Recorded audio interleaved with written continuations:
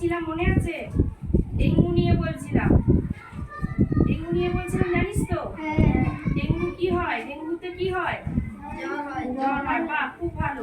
ডেঙ্গুতে কি হয়? জ্বর হয়। তাহলে জ্বরটা কিভাবে হয়? কে কামড়ায়? মশা কামড়ায়। তাহলে মশা কামড়ে জ্বর হয়। জ্বরটার নাম হচ্ছে ডেঙ্গু। তাহলে এই যে মশা কামড়ে জ্বরটা হয়, তাহলে আমরা কি করব? যাতে মশা না জন্মায় তার জন্য কি করব? ব্যবস্থা নেব, তাই তো? মনে আছে কি কি বলেছিলাম? দেখি কে বলতে পারে? কে বলতে পারে?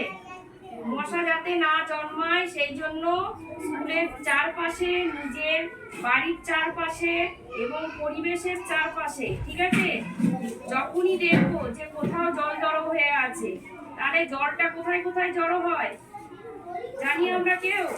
আমরা যে জিনিসটা আবর্জনার মতো ফেলে দিই, সেই ফেলা জিনিসটাতে বৃষ্টির জল পড়ে, পরে যখন জল জমা হয় সেইটা থেকেই কিন্তু সেইখানে মশা জন্মায়। যেমন কি হয়? দইয়ের ভাত, ডাবের খোলা, তারপরে কি হয়? আমরা কিছু হয়তো আইসক্রিম খেলাম, খাই না? আইসক্রিম খেলে কি করি? প্লাস্টিকের একটা পড়ে, সেইগুলো কোনো চিকেতে, ঠিক আছে, এইগুলো যদি হয় তখন কিন্তু খুব মুশকিল। কোনো ঘরে পুরোনো তার যেখানে ধান সিদ্ধ হয়, এরকম যদি কিছু থাকে, তাহলে কিন্তু সঙ্গে সঙ্গে নিজেদেরকে সেই জলটা ফেলে দিতে হবে। নিজেরা যদি নাও পারি, বাবা মাকে বলতে হবে যে বাবা তুমি ওই তারের জলটা ফেলে রেখো না, ওখানে যদি মশা ডিম পারে তাহলে কিন্তু আমাদের ডেঙ্গু জ্বর, ওখানে মশা জন্মাবে, আর মশা হলেই আমাদের কিন্তু ডেঙ্গু হতে পারে। সেই জন্য আমাদেরকে কি করতে হবে? সচেতন থাকতে হবে। কি করতে হবে? তাহলে আজটাকে আমরা কি করব? স্কুলের চারপাশ, আর কি করব? বাড়ির চারপাশ, আর কি করব? পরিবেশের চারপাশ। পরিবেশের চারপাশ মানে কি?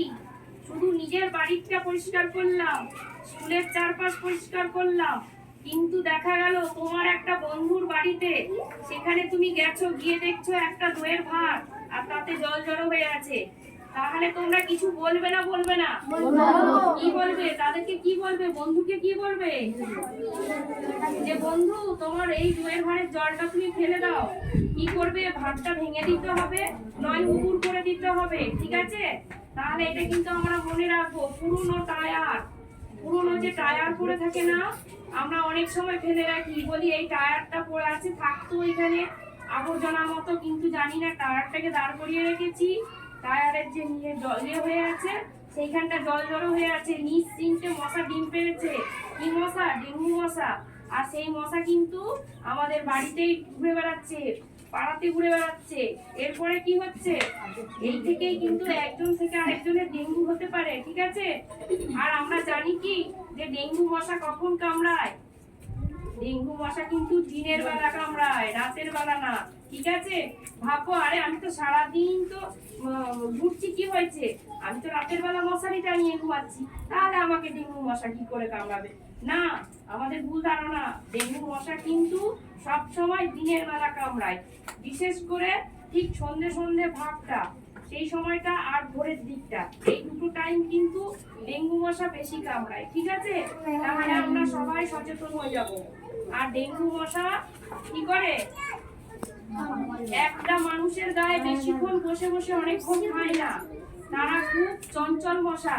একটুখানি গায়ে বসবে, বসার পরে একটু কামড়ালো, তারপর উঠে আবার অন্য জনের গায়ে বসবে। অর্থাৎ ওরা কিন্তু 5 জনকে একসঙ্গে অনেকজনকে কামড়ায়।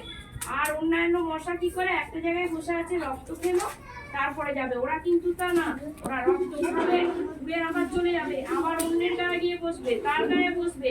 ওখানে যতজন খেলা করছে, ওখানে যতজন গল্প করছে, সকলকে কিন্তু ও কামড়াবেই, ঠিক আছে? আর এগুলো করার কারণ হচ্ছে ঘরে গিয়ে বাবা মাকে বলবো, ঠিক আছে? এটা তো হলো।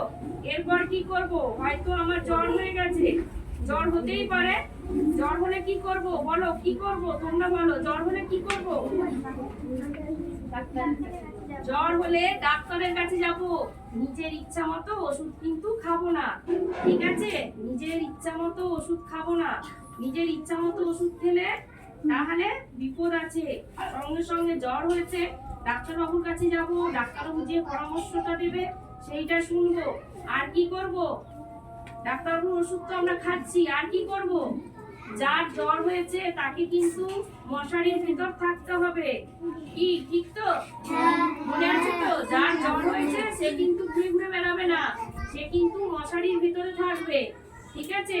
রক্ত পরীক্ষা করতে হবে, সেটা ডাক্তারবাবু বলেই দেবে, যে রক্ত পরীক্ষা করতে হবে, ডাক্তারবাবু সেটা কিন্তু সব বলে দেবে। আবার কি করতে হবে? বেশি করে জল